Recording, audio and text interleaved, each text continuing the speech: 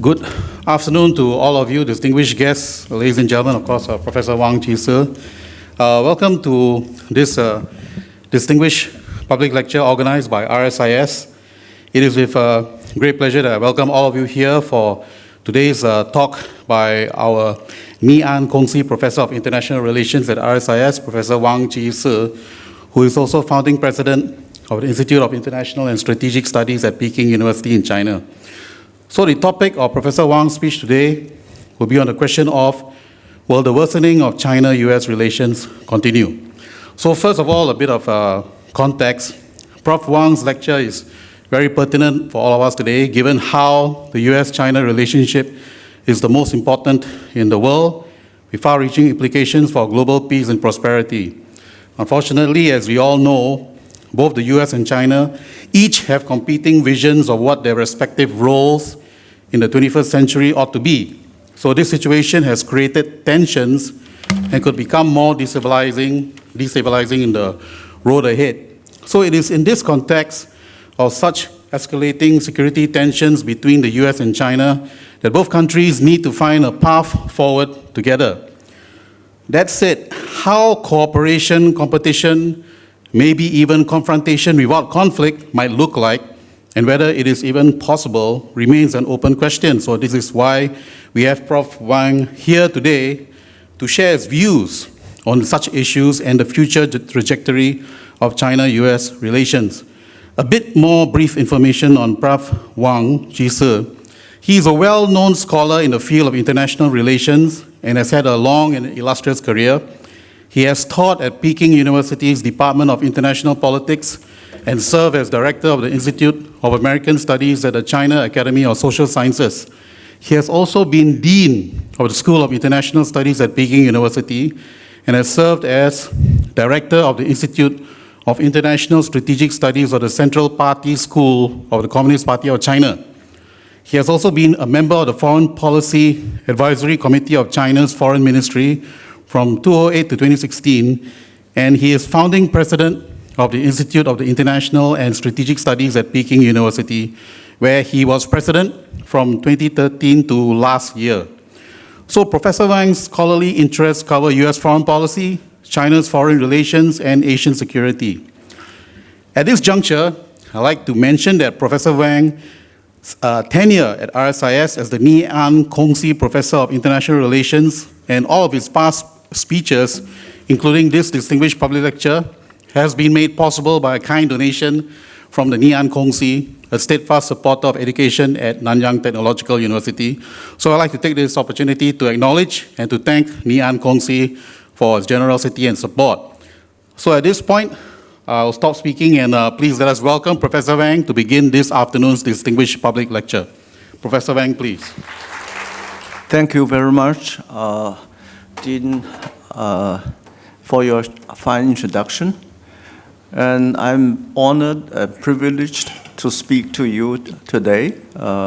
And he already said something that is important enough for the bilateral relationship between the United States and China. I cannot forget my first visit to RSIS about 20 years ago in 2002. But I noticed that the school has prospered greatly, larger and more prominent. So I feel even more honored again in speaking to you today. I think we are touching upon a very sensitive but also important issue in the U.S.-China in the world today. That is the U.S.-China relationship that is worsening in the last few years. So I will first of all speaking about some facts. China-U.S. relations in a downward spiral since 2012, and I will interpret the worsening of the relationship. And thirdly, I will speak on new features of U.S.-China's China's strategy toward the United States in particular. And finally, I will give you my idea about whether the worsening of the U.S.-China relationship reversible or irreversible.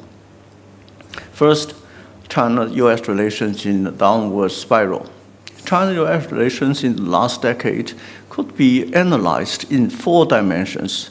First, China's domestic political and domestic politics and U.S. interference. Second, national security issues, including the Taiwan issue.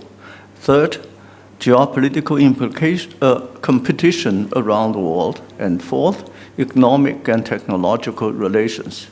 In all the 4 dimensions, the relationship has worsened. First, China's domestic politics and U.S. interference. A number of incidents since 2012 revealed how the United States government could touch a nerve of China's internal politics and very high-level political struggle inside the Communist Party of China. Give you one example. The Politburo member, Chongqing's party secretary, and he actually, I know that he has had a lot of connections with Americans.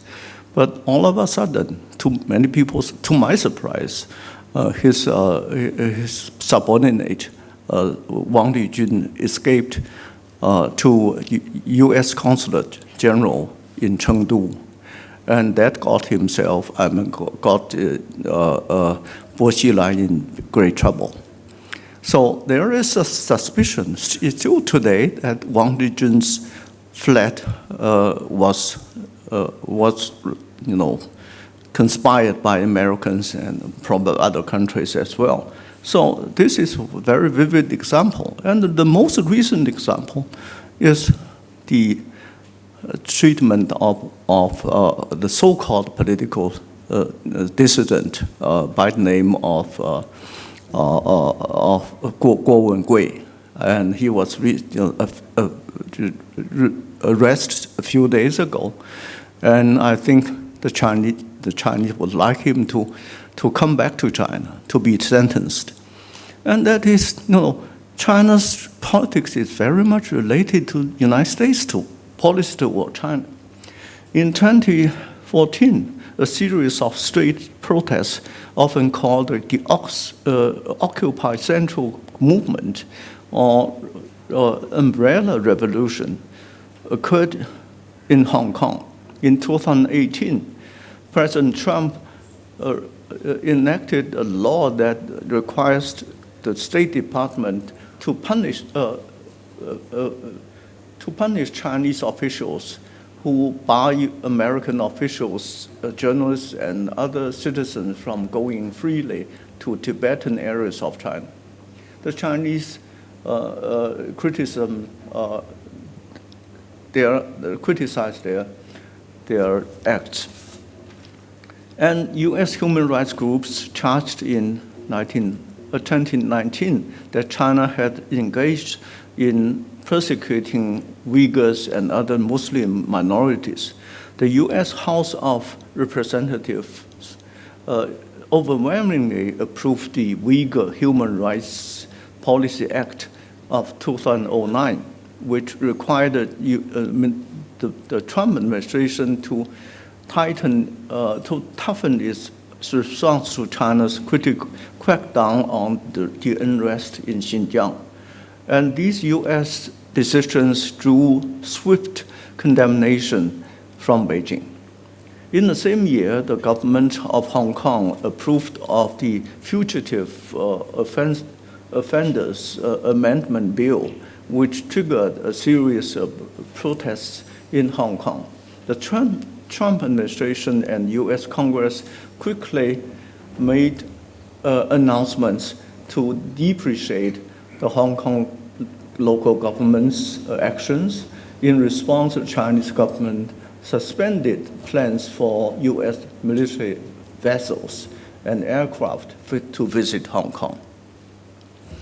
And in 2020 to 2023, this year, Beijing and Washington accused each other about the origins of the COVID-19 pandemic, while the Americans blamed China for having misinformed the public about what happened in Wuhan in early 2020, the Chinese pointed to U.S. military-based labs for making and spreading out the virus. In July 2020, the U.S. suddenly and unilaterally demanded China shut down the Consulate General in Houston. The Chinese side had no choice but to reciprocate and close the U.S. Consulate General in Chengdu. There were numerous other political happenings in China that involved U.S. in recent years in such areas as religious freedom, human rights, and the intelligence network. These happenings evidently indicated an intensification of political battles between the two countries in the last decade. A four-pronged pattern can be identified in China's responses to U.S.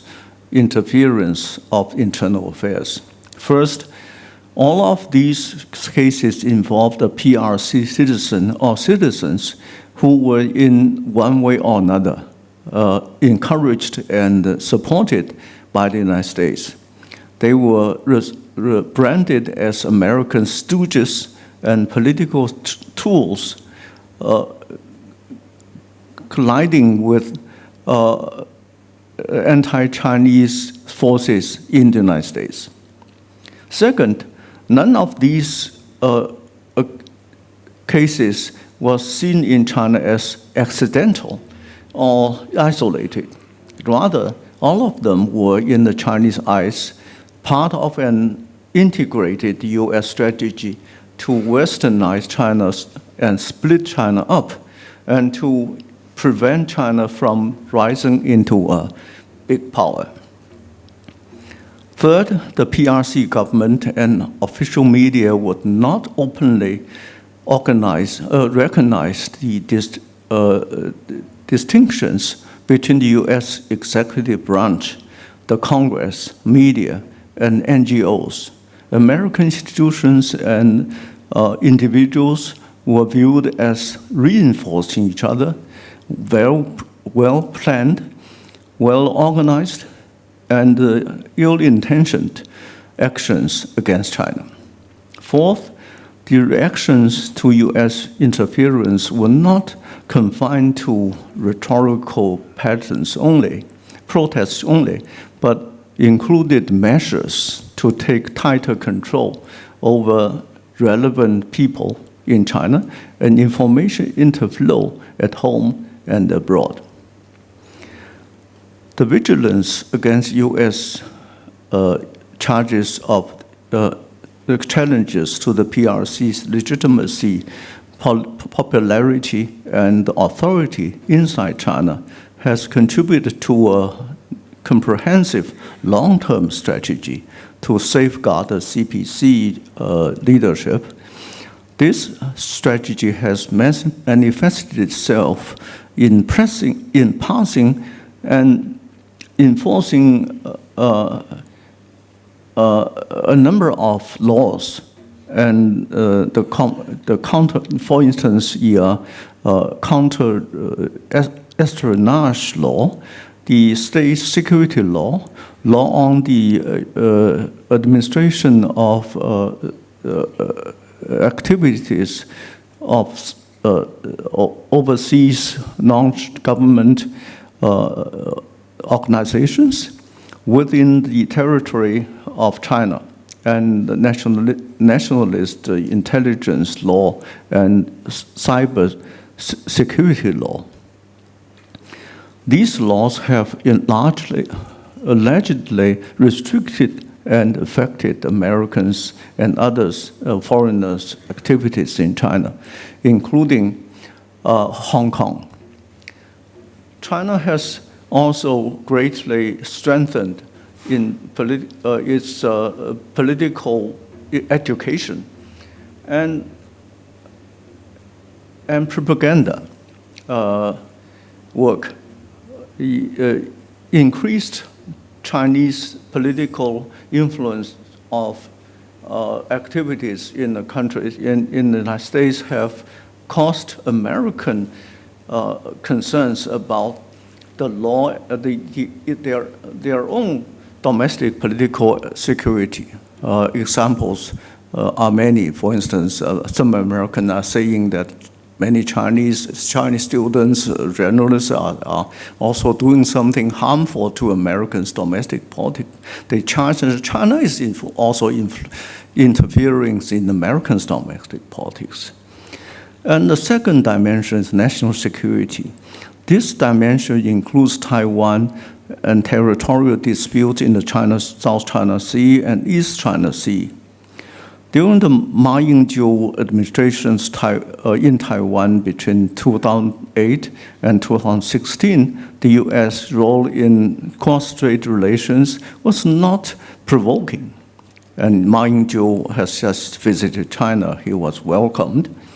However, Beijing's attitude toward Taipei hardened after 2016 when the DPP leader Tsai Ing-wen took power and was re-elected in 2020.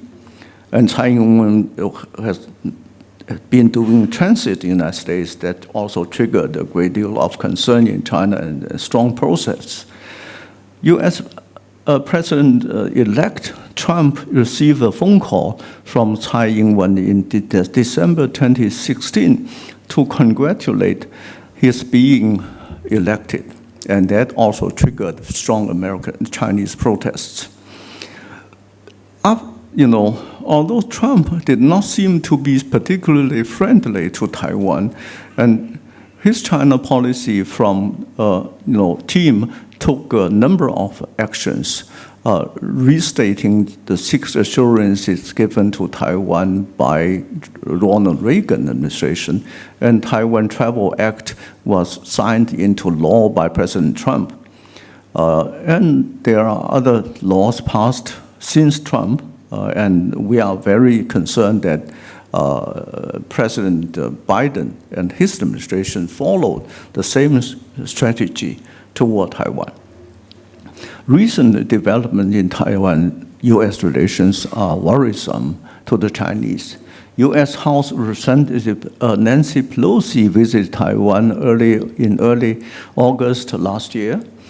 That angered a very large part of Chinese population, rank and file, and alike. The overwhelming approval of the Taiwan Policy Act of 2022 by the Senate Foreign Relations Committee resulted in strong Chinese protests. Tsai Ing-wen visit to America in March, April 2023 ignited tensions.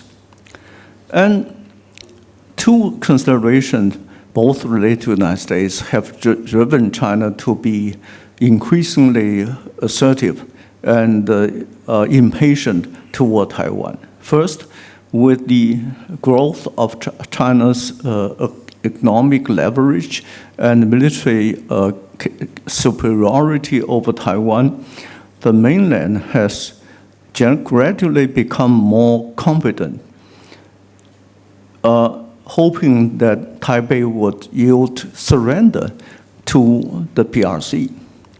Second, the mainland Chinese have noticed the changes of the identity of Taiwanese people, specifically the younger generation who have much less attachment to China. President Xi Jinping's statements to the effect that the Taiwan issue cannot be allowed to fester indefinitely may reinforce the notion that the only way to get Taiwan back to China is by using armed force. The Taiwan issue is definitely added to strong catalyst in China's in China-U.S. strategic competition. And China always insisted on resolving disputes with Southeast Asian countries in the South China Sea through negotiations with ASEAN countries. The United States is regarded as an outsider that has no right to meddle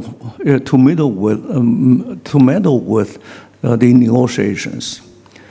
Tensions in the South China Sea escalated after 2012.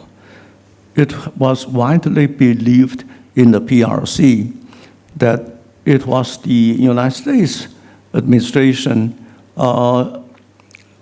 that in the so-called Asia-Pacific rebalance or Indo-Pacific strategy, and that is related to the American strategy toward the South China Sea. Meanwhile, the U.S. continued to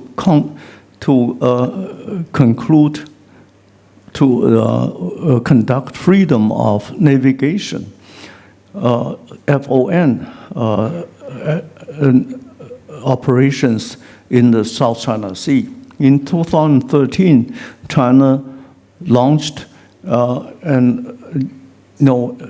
reclamation projects on the controlled Nanshan Islands and other areas. And both countries, both China and the United States, dispatched warships to the area of challenging, in the South China Sea. Now, the third area of geopolitical competition around the world. In the post-Cold War period, China's policies toward other countries have always been heavily influenced by the concerns that the United States may topple the governments that they denounced as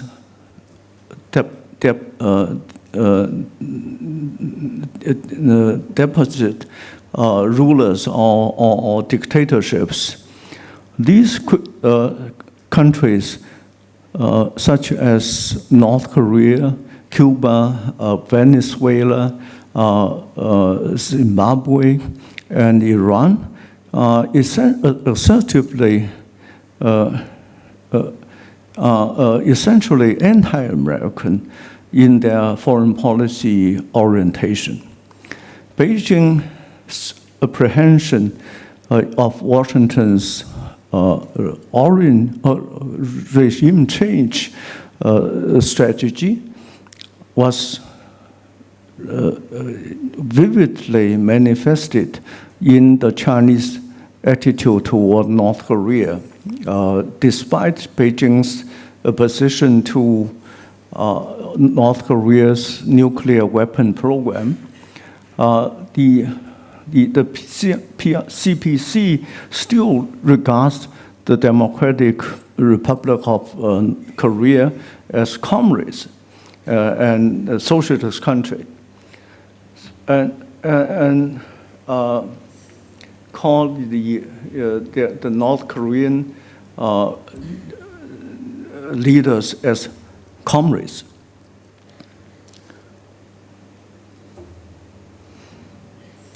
Since the 2010s, China and Russia have been enjoying close partnership militarily, economically, and politically, and culturally.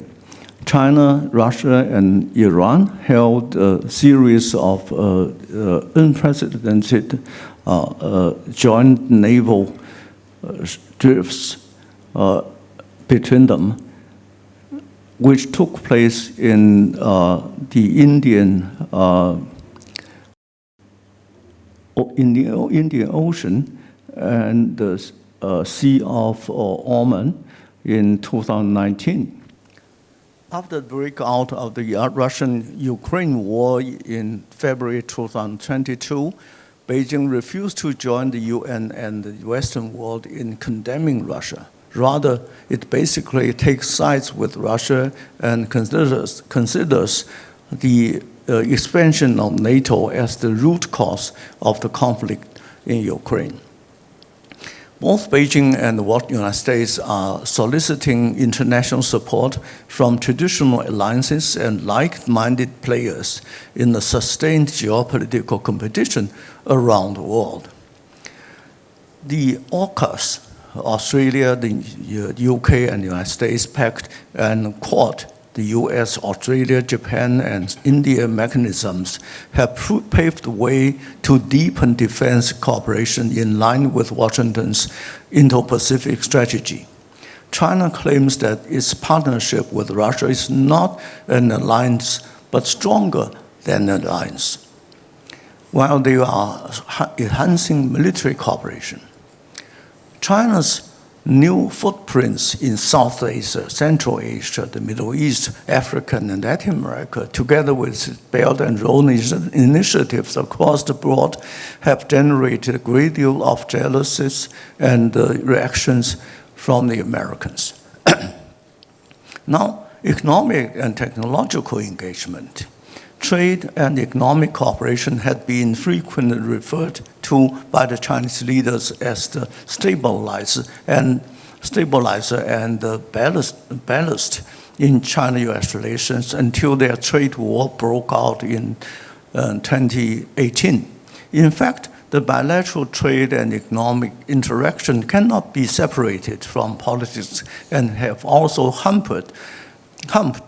bumped along the road of China-US ties since 2012. In the Obama years, China and the US held regular high-level talks about economic issues and other mutual concerns by establishing the so-called Strategic and Economic Dialogue, SNED, beginning in July 2009 and ending in July 2016. But the Trump administration eliminated the SNED. A Phase 1 economic and trade agreement formally signed in January 2020, just 1 month after the outbreak of COVID, required structural reform and other changes to China's economic and trade regime in the area of intellectual property rights, technological transfer, agriculture, financial services, and currency and foreign exchanges. The Phase 1 agreement also included a commitment by China that it would make substantial additional purchases of US goods and services in the coming years. The COVID-19 pandemic since 2020 has made the implementation of Phase 1 Pact more difficult. The rise of nationalism and consolidation of power of the CPC in recent years have given an impetus to more strenuous resistance US pressure in economic and technological issues, which are being politicized and securitized in the sense of undergoing national security scrutiny. 2 days ago, I gave a talk on this subject, that is China's internal national security strategy. Alarmed by the mounting technological competition from China, the Biden administration and many members of U.S. Congress have called for more government intervention to bolster national strategic sectors such as semiconductors, drones, and artificial intelligence. They even say this is American type of industrial policy. The United States has imposed extensive human rights-related sanctions on hundreds of Chinese individuals and entities. In response, the PRC has introduced laws and regulations related to national security and sanctions to a number of U.S. officials and organizations that infringe on China's sovereign rights. The most serious and long-term struggle is waged in high-tech fields, where Americans want to keep their edges and Chinese attempts to surpass them. Meanwhile, American and Chinese business remain deeply integrated in terms of financial, intellectual, and production networks. The vast majority of Chinese American companies are not embracing the idea of decoupling from each other. In the meantime, China continues to attract record volumes of foreign investment due to its high-quality infrastructure, skilled labor, and the promise of its vast domestic market. On the other hand, with increasing frictions over trade, investment, monetary and technological issues, and with the upgrading of China's economic and technological prowess, Chinese leaders, business people, and elites have developed a clearer realization that the difficulties in these areas are deep-rooted, not only in the two countries' different economic interests, but also in their respective political structure. All of the four dimensions discussed above have witnessed downward spirals. I would provide 5 clusters of explanation. The first cluster, popular in both countries, is to point to this changing power balance between the United States and China. And it is a widely accepted judgment that the power equation between the two countries in the past decade has shifted toward China. In 2012, China's GDP only accounted for 53% of America's. In 2022, last year, China's GDP reached about 80% that of America, depending on different sources of information. Both Beijing and Washington have reassessed the power balances, not only between the two countries, but among other powers like the EU, Russia, India, and Japan. China played a major role in promoting BRICS and Shanghai Cooperation Organization, or SCO, and concluded that the developing countries as a whole are on the rise, and Western countries' Western power has shrinking. Later, the notion became a better known conventional wisdom in China called East rising, West declining. Many observers and politicians believe that China's GDP will surpass that of the United States in a few years. These observations led to China's triumphalism and pride, along with America's anxieties and lack of confidence. What perceived has real consequences in the political world, hence the more proactive Chinese behavior in global affairs in later years, and the stronger U.S. reaction to China's assertiveness. In the past 2 decades and a half, more than 1 million Americans died of or died with the COVID-19, and Chinese has lost fewer than several thousand lives due to the disease. That is China's account. China has claimed to be much more successful in controlling the pandemic and discovered sooner from the downturn. Therefore, in Chinese eyes, the power balance between the two countries is shifting irreversibly in China's favor at the expense of the American capabilities. And a very respected professor, and I'm going to see him in a few days, Graham Allison at Harvard University published a book called Thucydides' Trap. And I don't want to repeat what he said, but usually, principally, Graham Allison argues that in modern times, most rivalries between the rising power, which is China today, and the status quo power, that is the United States today, resulted in war. And the title of his book is what do you call? I don't remember the title, but very sensational. He said to me it was the publisher's title, not his own title, Destined for War. Yes, Destined for War. And that is the likelihood that the China-US strategic competition will lead to catastrophic major war. Many people in China, United States, and other countries are attracted to this explanation. China wants to replace the United States as number one in the world, and the United States wants to keep its global domination. It is simple and logical. However, I'm not really convinced with this logic.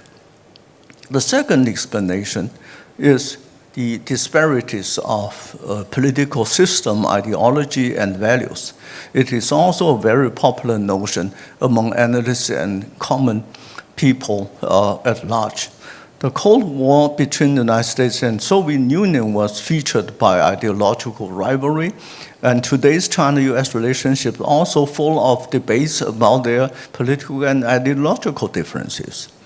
In China's terminology, it is a struggle between capitalism and imperialism,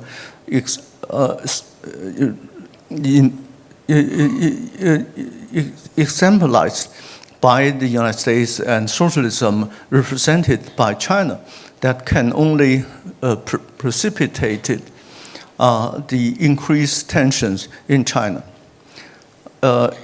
and between the two countries.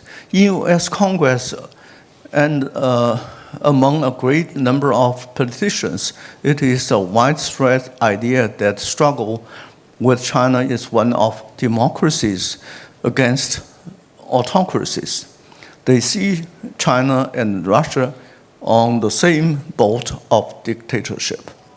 To me, this explanation carries some weight, but is not very persuasive either. When President Nixon visited China in 1972, followed by rapprochement, the political discrepancies between the two countries were much striking than what they are today. In other parts of the world, differences of political values and structure do not necessarily result in conflict. For example, Saudi Arabia's political system looks far more unwelcome to the Americans than China's, but their relations are not suffered from steady reasoning. So the second explanation I'm not very convinced of. And the third explanation is there's a strategic distrust between the United States and China. But actually, my colleague Ken Lieberthal and I publicized a report in 2012 about strategic distrust between China and the United States. But now I have a second thought, because I think distrust exists everywhere in the political world, even between President of the United States, former President of the United States and former Vice President of the United States. They didn't trust each other. So how can we imagine the real trust between China and the United States? And that is, when we wrote that article, some people say you are referring to constructivism in IR theory, the first power balance, that is realism. And then ideological differences, that is idealism or liberalism. Now distrust, constructivism. Never thought about this. Then the last explanation is lack of communication, mutual understanding, especially since COVID. Actually, I published an article a few hours ago together with my colleague at CSIS, Scott Kennedy. We complained that the lack of communications led to a number of issues. But I'm not a strong believer that this lack of communication is a real reason for the distrust or the deterioration in bilateral relations. Because I refer to the SNED, so frequent exchanges between the United States, and actually I think the Chinese talk to Americans more frequently than to any other countries, including Russia, in a few years ago. So more communication, more dialogues between the two sides may not provide the solution to their differences. Then I have the fifth explanation. That is my own explanation.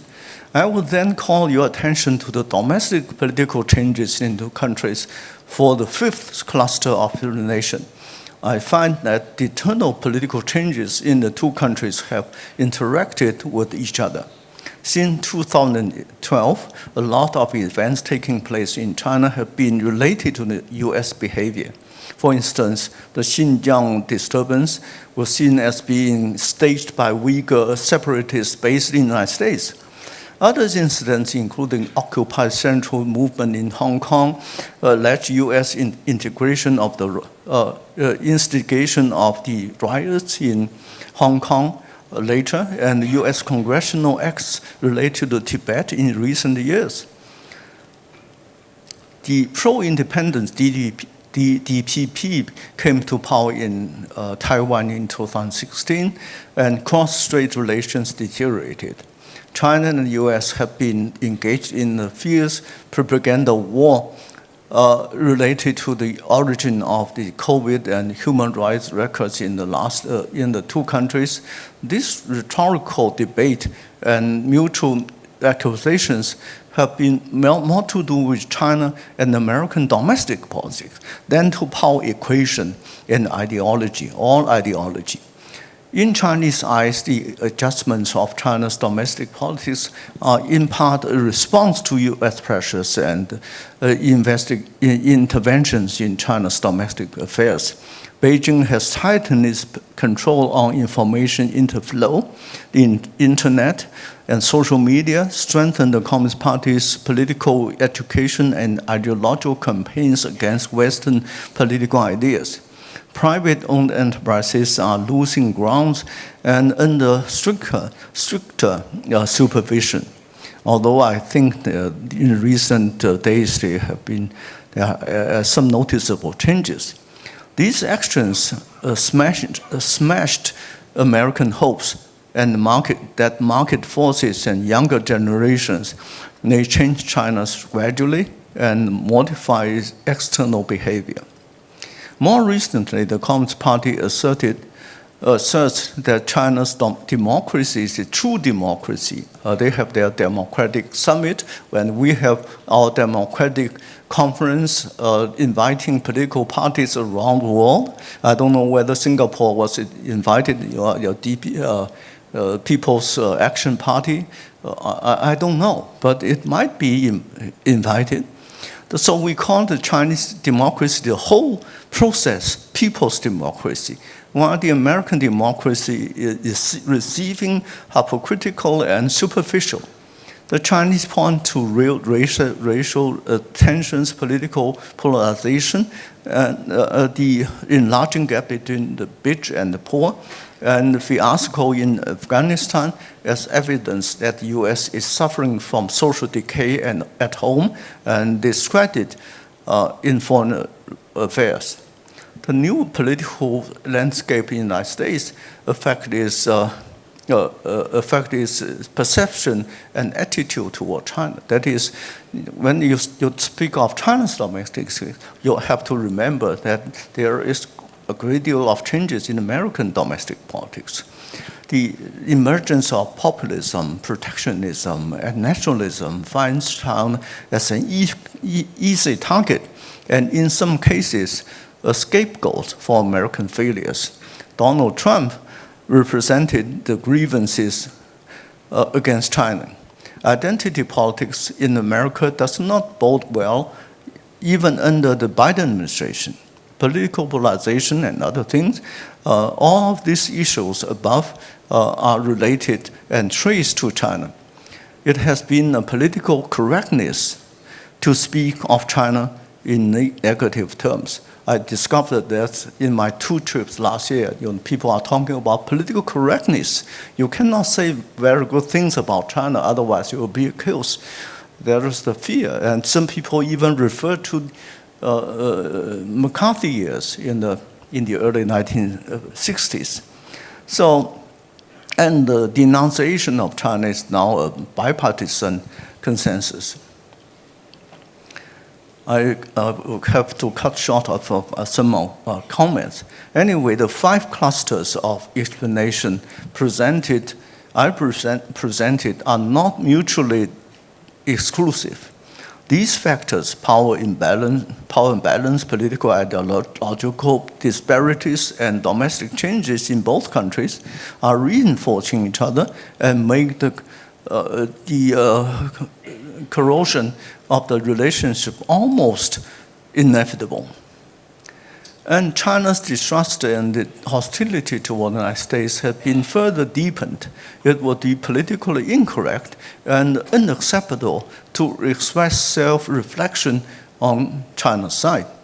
Moving toward abyss seems a road of no return.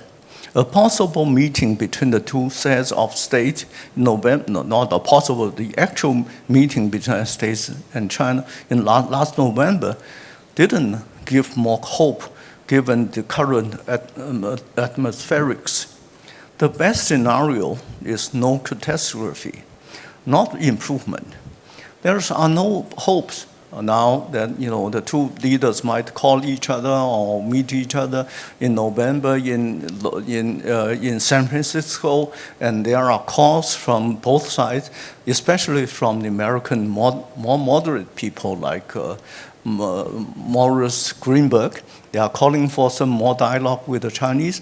There are good signs, but I don't know whether that will take some real effect to influence American policy toward China. And it is not very easy for the Chinese to respond in kind that since you publish something to encourage the American changes of its policy toward China, do Chinese have the motivation and enough courage to say we should respond in kind, that we should also promote good confidence in the United States? Not easy. Beijing will likely appear increasingly assertive in its approach toward Washington. And the Taiwan issue has been militarized and once again become the most sensitive and most important issue between China and the United States, eclipsing trade friction and other issues as we witnessed in the Trump administration. And few observers in China and elsewhere cast hopes of peaceful unification. And the logic is very simple, as I hear to some of the people in China who are proposing an armed unification with China. In China, we call it wutong. That is armed unification. Because no peaceful solution is in sight. And second, because the top leaders is ultimately determined to achieve unification within his tenure. Maybe not, this a paramount leader has been here for more than 10 years, and he will continue to rule China in the near future. So within his term, he must do something to achieve his mission as a person who unified the country. People say Mao Zedong liberated China, made China stand up, and Deng Xiaoping made China richer. So this leader must be made China unified. It's a sacred mission. How can anybody deny that intention? So the logic is very clear. Therefore, a military takeover is inevitable, imminent. Military activities around Taiwan will be more intense. So many people say this is inevitable. We have to liberate Taiwan in the next few years. And the Americans are responding by saying, well, there's a timetable. 2027, the next Party Congress will be held, and China will celebrate the 100 years of its PLA, the People's Liberation Army. So that is the crucial year. I hope I will see that because I'm 75. By the age of 80, I will see the unification of China. Great, I will see that. But I wonder whether this is in the mindset of the Chinese leadership.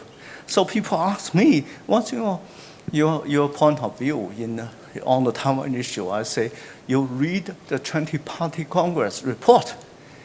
And this is a very important issue, but it is not the top priority. The top priority is, first of all, economic growth. And secondly, and sometimes you say, national security overrides economic interests. But national security, as I said a few days ago, is basically about China's domestic stability rather than simply Taiwan. And the current policy is still peaceful unification and one country, two systems. Don't forget that. I don't think the Chinese government has changed its approach to a military unification or 100, one system.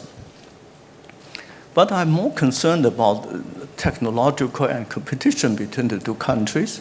So in general, Beijing's strategy toward the United States will continue to be driven by domestic political sensitivities, the resolve to define its sovereignty, especially over the Taiwan issue, and the necessity to sustain economic growth.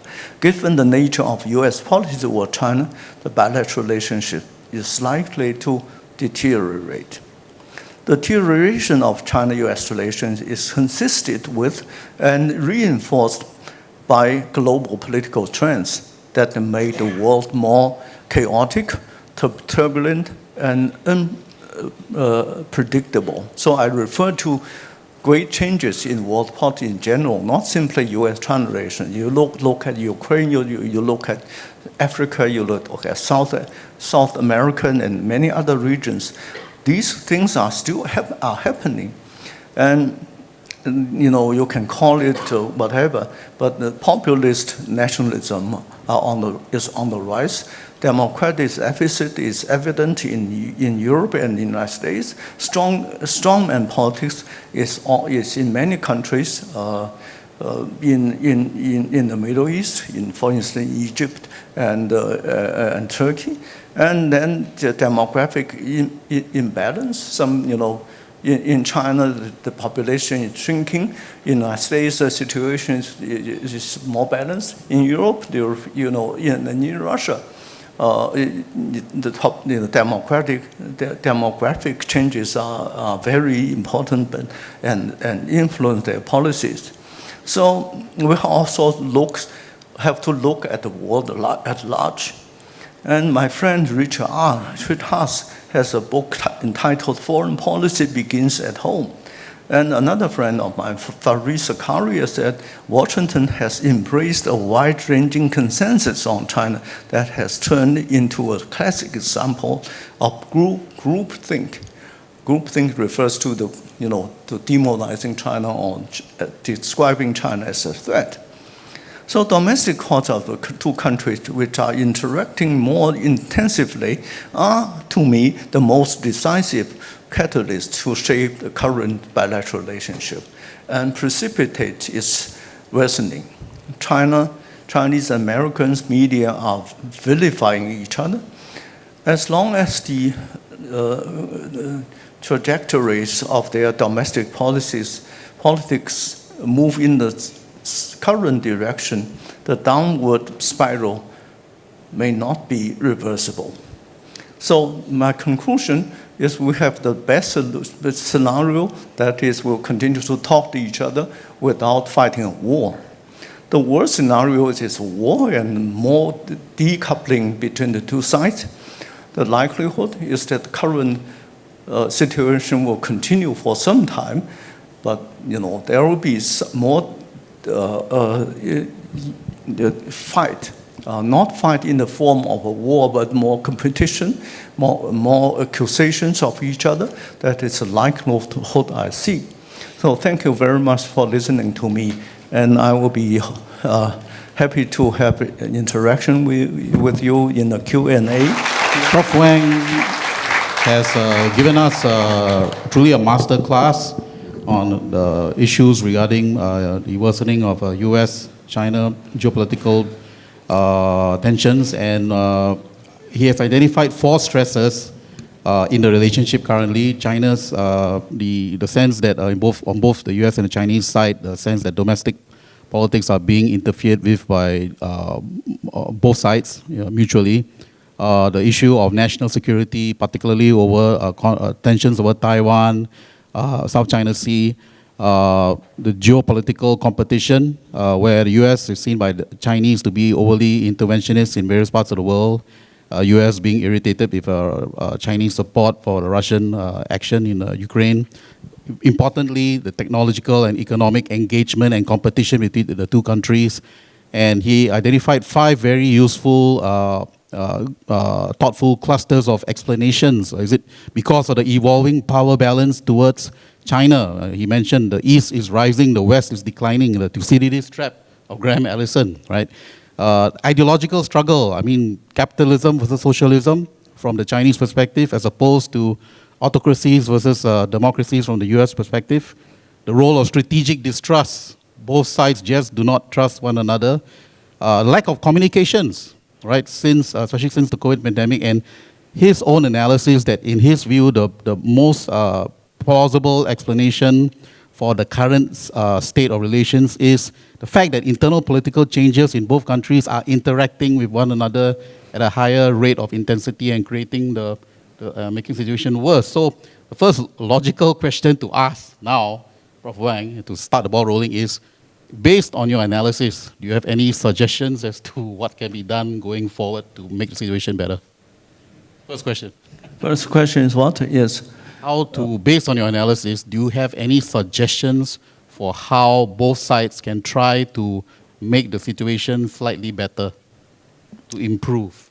First of all, I have to identify enough motivations for the two sides to improve relations.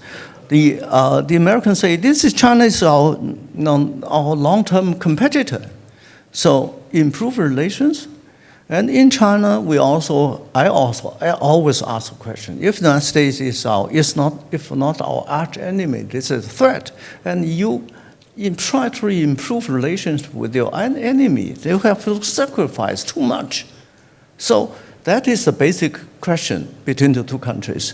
People like myself and my colleagues in CSIS, Brookings, and many diplomats in both countries, in other countries, think about the best solution to our programs, to our bilateral relationship. But many people, including not the vast majority of common people, but many people in the two countries say we should not improve relations. Because then we'll have to sacrifice our national interests, our national security. So what's the point of improving relations? The most important thing is to resist the calls from the other side.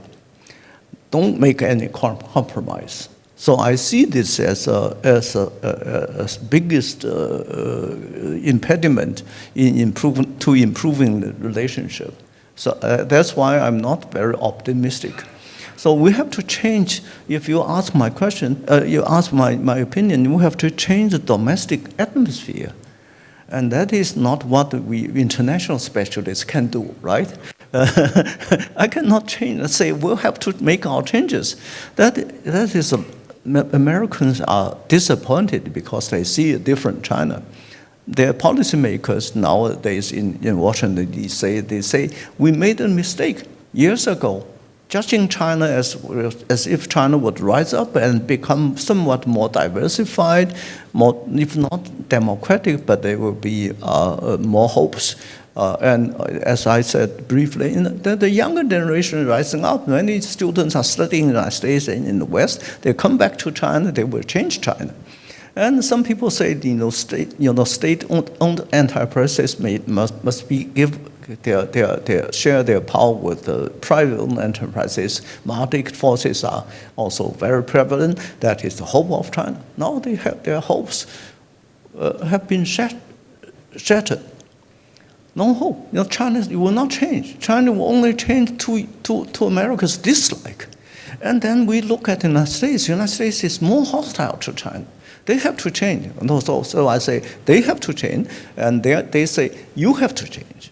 So who's changing first? Nobody wants to change our domestic structure. That is my projection of the relationship. Anyway, you summarized my point better than I do. That's why I know why you are becoming Bean. Thank you very much, Prof. So anyway, we have some time for Q&A. So if you have a question or comment, please, over there, please. And please briefly identify yourself as a courtesy to Prof. Wang. I do think there are mics, right? So I think Ian, right? Oh, no, in front, behind. He was first. Behind you. Behind you. Professor Wang, good to see you again. Ian Chong, National University of Singapore. So my question really would like to ask you to take your gaze, to shift your gaze slightly. A lot of the focus of your talk, right, is on U.S.-China relations, and I get that. But I'm curious as to how Beijing sees other parties, actors in Southeast Asia, Northeast Asia, within this U.S.-China nexus, because the sense that I get from your talk is that there doesn't seem to be very much room for accepting the agency of these other states. It seems to be driven by the U.S. driving states in Southeast Asia to contest on the South China Sea, etc. It doesn't seem like actors in the region have very much agency by your account. Is there sort of, so I'm curious as whether you could explain how Beijing understands all these other states, what sort of role they play, or none at all. Thank you. Can you take two more questions? Okay. Yes, you. In front, and then afterwards we'll go back to...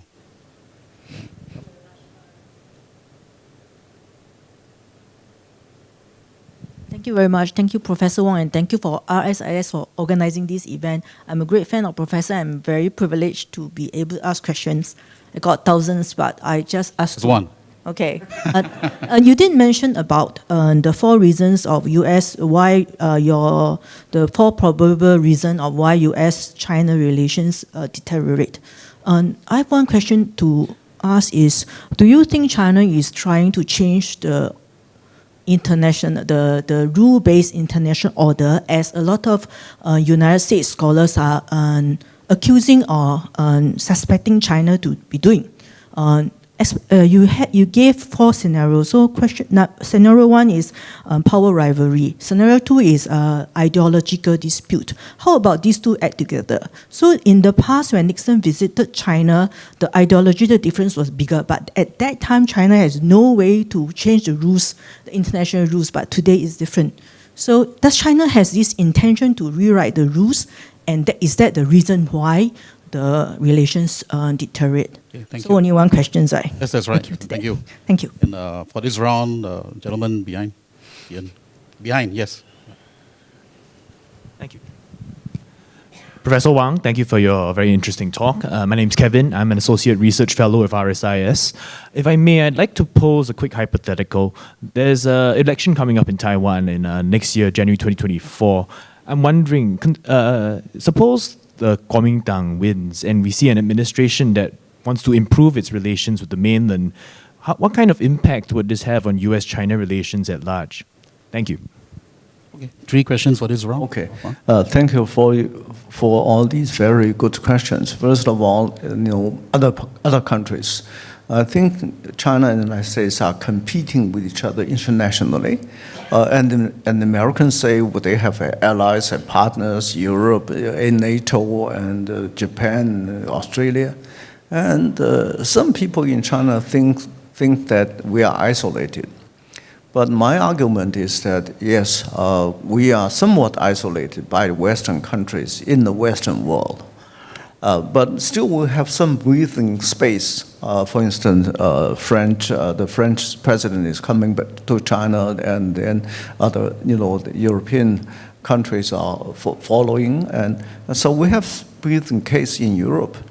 And we have larger breathing space in the third, what we call the developing countries. We don't identify Singapore as a developing country, but other southeastern countries are more developing, and they need China's economic transaction and other things, trade.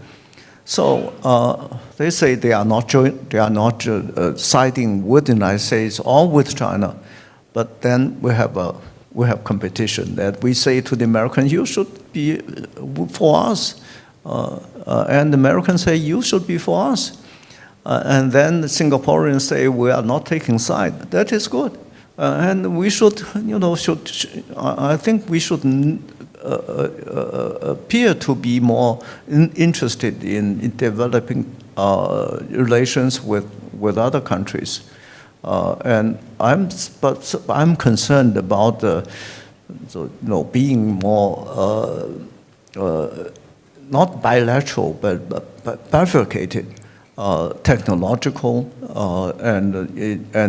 and financial. But I'm somewhat confident that it's not easy to have decoupling deep-rooted in the two countries, because we have the same, my cell phone can be used in the United States, and their Apple phone can be used in China. That will be okay, unless and until that, this kind of decoupling happens. I am somewhat confident that we can have the peaceful competition with the United States, but otherwise we'll also have to do very much good work in third parties. It is not easy to get along with Japan, but we can still work on some other countries, especially ASEAN countries. And your prime minister and the prime minister of Malaysia just went to China. They had very good discussions with the Chinese leadership. That's a good sign. So despite the strategic competition, I think it also gives other countries some leverage to not to play, but to do something between the two countries. And I think the Chinese will also appreciate some kind of peace initiative made by other countries over the question of Taiwan, the question of South China Sea. So I'm somewhat optimistic about that. That is to say, the United States cannot be too influential in what they call the Indo-Pacific region, and we cannot be too much influential in Europe. But we are doing our part, and they are doing their part, and that is a balance. The question about rule-based world order, then we say, whose rules? What are the rules? In China, we say we always say international rather than global. That is, we don't see the great role of other players other than states, nation states. But the rule-based order has a lot to do with global governance. That is also a Western idea. So the rules includes rules in domestic affairs, human rights or civil rights, freedom of speech, rule of law, and other things. When we say international rules, we say peaceful coexistence among countries. So this is a vast difference from what they call the rule-based international world order, and we say rule-based international order. International order is different from world order, global order. That is a difference. So there is a conflict there. That is, when they say rule-based world, they will say intellectual property rights, okay? And the market economy, okay, but it depends on what specifically you are talking about. So this is a complicated issue, and also rule-based law, international order includes environmental degradation, climate change. China is ready to play that role, to abide by the rules, but also it depends on what you expect China to do in those areas. And the United States and China also have mutual. And on the one hand, they have mutual understanding to deal with the climate change issue, but also they say what they have with different responsibilities. The United States and Europe wants China to do more, and we have already done more. You polluted the area many decades ago. Now it's your responsibility to do more. So when you talk about the rules, we even have the basic rules consensus about what the rules we should follow. In practical terms, we also have differences. And over Taiwan, I think the good example is several years ago, Ma Ying-jeou was the ruling party in the KMT, but there was no ratification. Ma Ying-jeou visited China. He sticks to what he calls 92 consensus. What is 92 consensus? We have different understanding of 92 consensus. Both sides, Ma Ying-jeou and his Chinese counterpart will say, well, that is one China. But then Ma Ying-jeou asked, which China? The Republic of China or the People's Republic of China? Of course, the People's Republic of China. But they say that China, he signed his name under, I don't know, that is 103 anniversary of the establishment of the 130 anniversary of the ROC. We don't know what he's referring to. So even with Kuomintang coming back to become the ruling party, it is still very difficult to reach unification because of, as I said, there's a very different identity. And the younger generation, I don't know how popular is Ma Ying-jeou in China, in Taiwan today. But after him, there are fewer people who are favoring unification with the mainland. So I hope for longer future, the two sides with more interaction with each other, more students trained in Taiwan, Chinese mainland students studying in Taiwan and Taiwan students studying in China. I have met quite a few Taiwanese students, and their identity may change, but that depends on how we do our things on the mainland, how they do their things in Taiwan. So again, if I look at Taiwan, the mainland relationship, I look at their internal changes. If the internal changes now is not in favor of unification. But in the long run, I don't know, because the things change in Taiwan, things change in China. So the younger generation may find something in common and find some solution, whether it's unification or whatever. I hope for more some kind of peaceful unification. And it is still hopeful. We have been living with this situation for 70-some years, and how about more years? Not fighting a war, some quarreling between the two sides, but no war. That will be good. Thank you. We have a second round of questions, and I want to give the lady here, you had a second question, right? Yes. Yes. And okay, after that, yep. So first will be our colleague here. Thank you very much. I'm from Lianhe Zaobao journalist. Second question would be, you mentioned that the situation has caused China to take up a lot of measures to protect CPC leadership, to safeguard CPC leadership. And then, in fact, it has taken a lot of measures to tighten control, whether it's intellectually or also the businesses. So the question is, whatever the reason it is for US-China relationships going down the hill, going downward spiral, is that itself a trap, so that China, to hinder China's further reform and opening up? Does it appear as a trap, and is China actually falling into that trap? That's the question. Thank you. Okay, and one more question here. I didn't quite catch her question. Can you just briefly repeat the... The relationship has caused China to take a lot of measures to safeguard CPC leadership, and then actually that is causing China to close up itself and to slower its reform and opening up.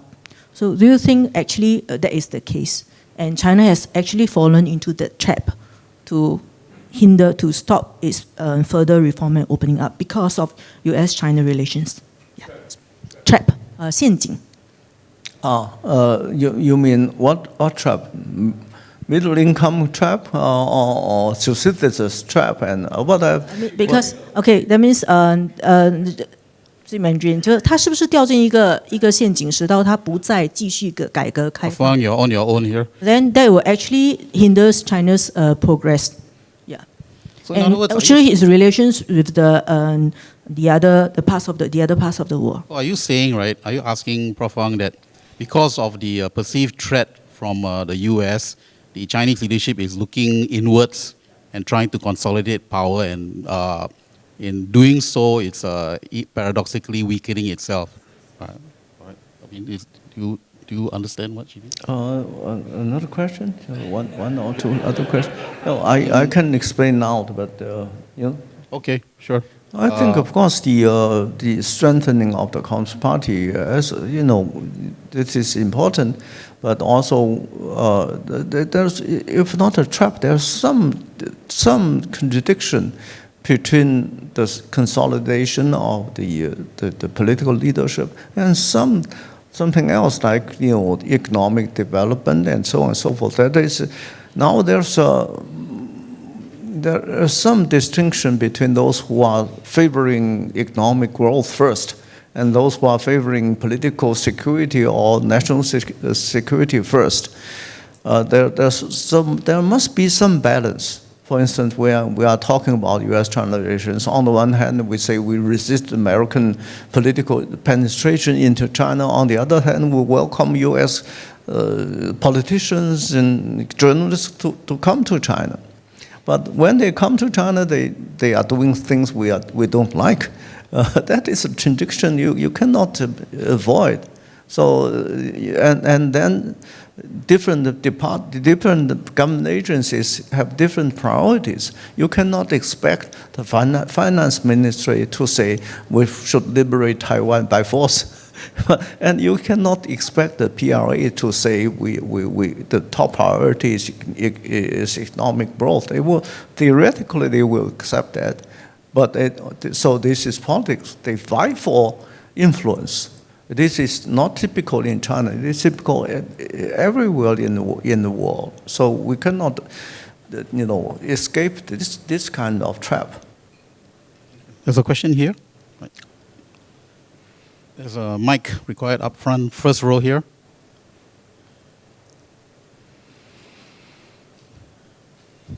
Thank you. Yeah, thank you, Professor Wang, for your interesting presentation, and thank you to RSIS as well. I'm Brian from the International Institute for Strategic Studies. And a few weeks ago, we actually invited the Indo-Pacific Command Commander, Admiral John Aquilino, to Singapore for a talk on US policy in the region. And during his speech, he was exasperated that he had been trying to contact his counterparts in the PLA Southern and Eastern Theater Command for more than a year, but he did not receive any response. So given that communication between both US and China is very important to ensure that any situation does not go out of hand. And given your thoughts just now, what's your view that, as to the possibility of the direct commander level talks occurring in the near future? And do you think, and if not, when do you think China will resume such talks, if it's possible? Yeah, thank you. My brain slows down, so if you could paraphrase. Essentially, he's asking, is direct talks between the senior military commanders on the US and the China side, if that resumes, there will be a very good step forward? Is that basically what you're trying to say? Yeah, How soon? How soon? How soon? I think that there are difficulties in communication between the two militaries. They are eager to talk to each other, but to whom? For instance, the technical issue. A few years ago, the Americans say we want to talk to number 2 in the Chinese military. That is 中央军委副主席, the vice chairman. This, the first one after Xi Jinping. And the Chinese refused. Your defense secretary should speak to our minister of defense. And who, to the Americans, is number 5 and number 6 in the Chinese military. So it is not comparable to Americans. So they talk about this, and finally they accepted that they could, the Secretary of Defense could talk to the Secretary of China's Defense Minister. But the Chinese, they have saw some reason, say, well, it's not possible at this time. So I think the real thing is not to talk to each other, but to establish some mechanisms for the two military to disengage with each other in the South China Sea over the Taiwan issue.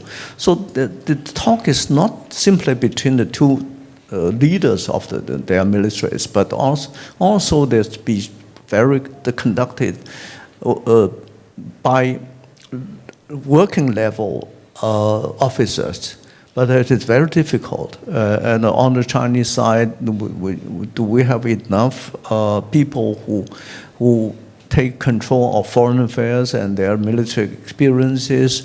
On the American side, do they really know what the PRA is operating?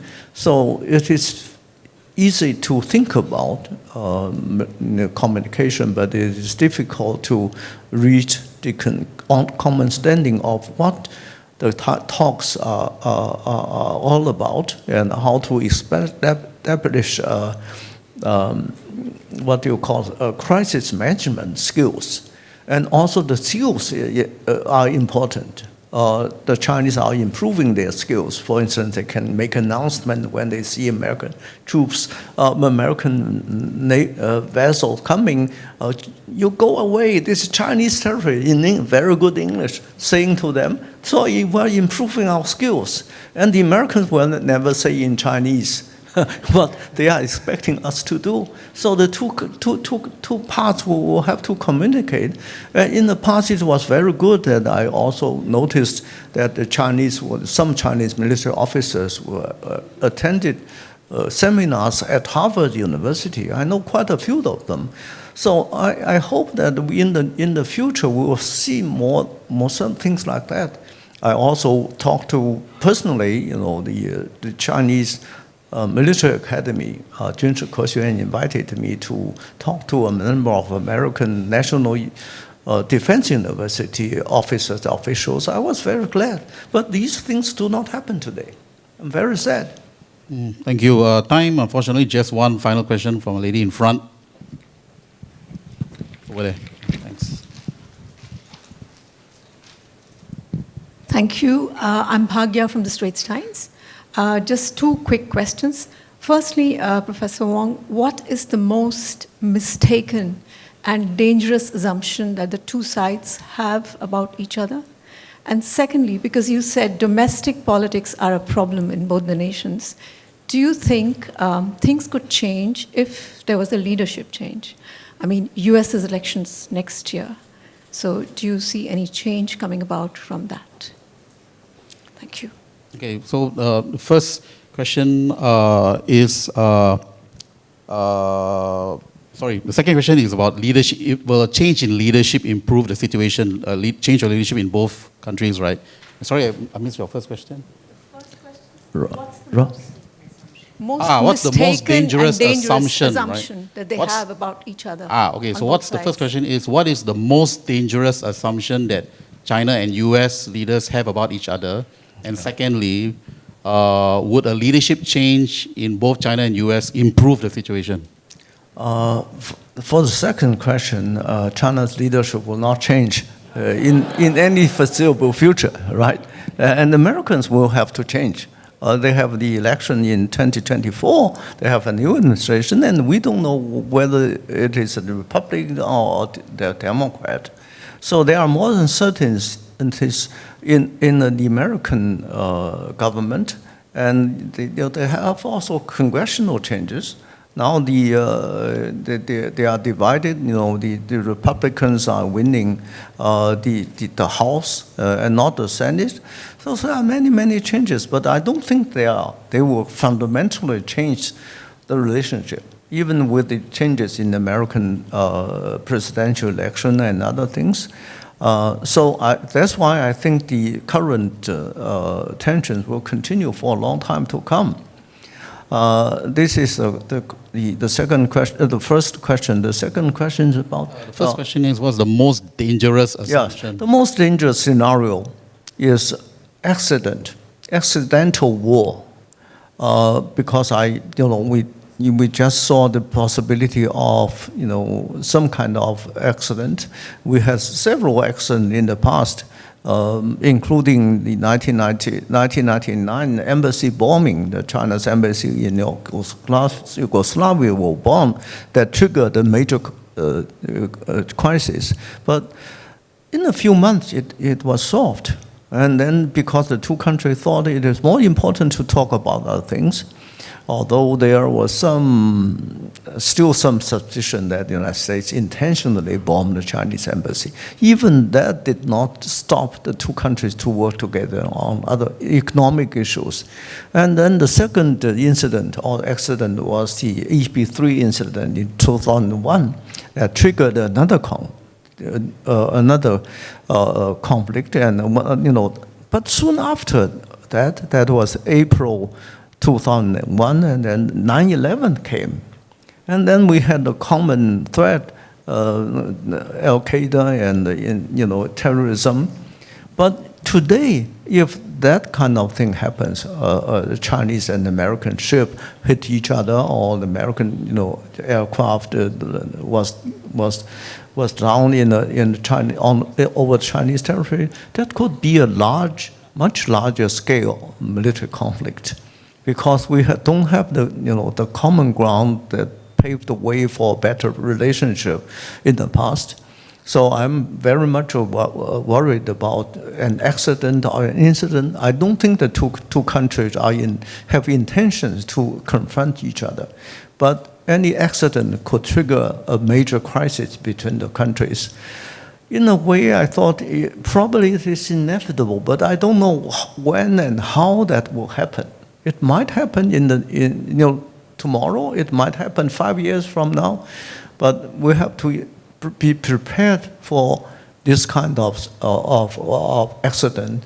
And I'm hoping for that some more communications, especially communications at working levels of government, will happen, and that would pave way for a better relationship. Ambassador Ong. Yeah, thank you, Professor Wang. My name is Ong Keng Yong.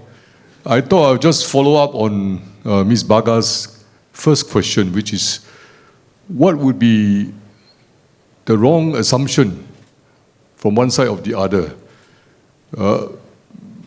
You presented us just now with some slides where you say that one of the fundamental assumptions in China is that whether it's the White House, House of Representatives in America, or Senate in America, or media in America, or businessmen in America, the perception in China is just one American position which is against us. So, against China, it means. This is what exactly she is asking. That kind of assumption could lead to miscalculation. So, I think that is her basic point. The Chinese perception of what is in America is a reflection of Chinese thinking about their own political system, which is that one man or one particular group of people in Beijing decide on everything, and outside China, people see the one man or one group of people as the leader, as a decision maker. But in America, what the White House wants to do is different from what the Senate wants to do and what the House of Representatives want to do. And this is a very dangerous interpretation, because it will lead to the wrong assumption that everything in America is against China when actually it is not. Yeah, Baga, that's your underlying question. I think this is an important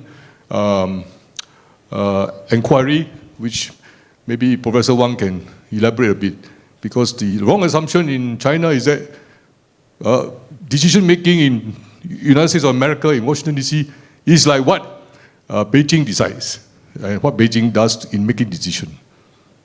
But White House think differently, especially if they are not from the same party. A Democratic president may not be aligned with the Republican House of Representatives, or now complicated by the Senate, which is more or less divided too. Yeah, I think that's an inquiry. Thank you very much for your comments. I appreciate that, because I think it is an important issue that we should increase our understanding of the United States, our internal politics. But the assumption in Chinese and Americans are the same, journalists and students, because they are of the same mind, human rights, common country. And it becomes even more dangerous when we think about the United States in these few years. They have a consensus denouncing China, despite their internal differences. But as a professor, I have to teach my students to understand the complexity of the United States. And one important thing is to understand their religion, their value system. But in China, it is people always think about politics as a political struggle or power politics. Everything is about political power or economic interests. Most people forget about the value system that is very different from between the two countries. Do Americans really believe in what they say? Many people believe in what they say when they say, they observe God, they have a religious thing, and they accuse China of not giving enough freedom to religion and so on and so forth. They are sincere. But for the Chinese, there's a cultural difference. That is, we don't appreciate that kind of value judgment. China's a communist country and so on. So we have to educate our younger people to know more about the United States. And in recent years, when many people students in the United States, they are accused of being nationalistic. They have a greatest degree of pride for China. That is understandable in my mindset, because I grew up, China. When I grew up, China was poor. Now it is China is richer. That there are many social changes in the two countries. So we have to appreciate, appreciate each other's culture and civilization. And this is not simply politics. Americans actually think like they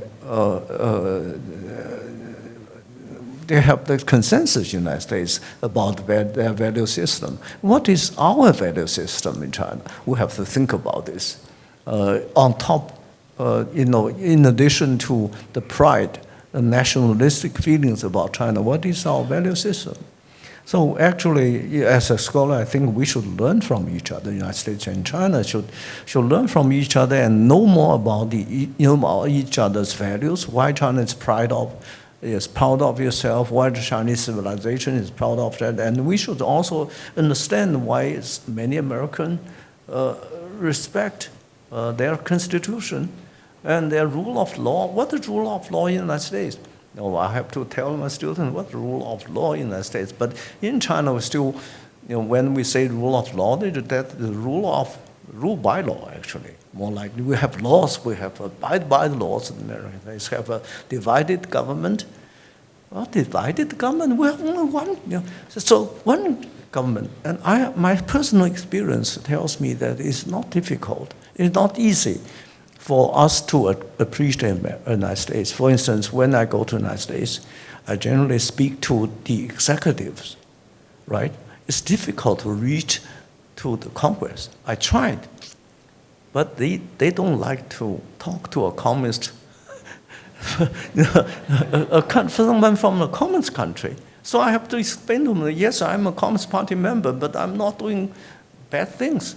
So in their mindset, we accuse, you may say, well, the Chinese should understand the United States more, but they should also understand China more. A Communist Party member doesn't mean that, yes, of course we abide by the Communist Party discipline and so on, but we have individual thinking.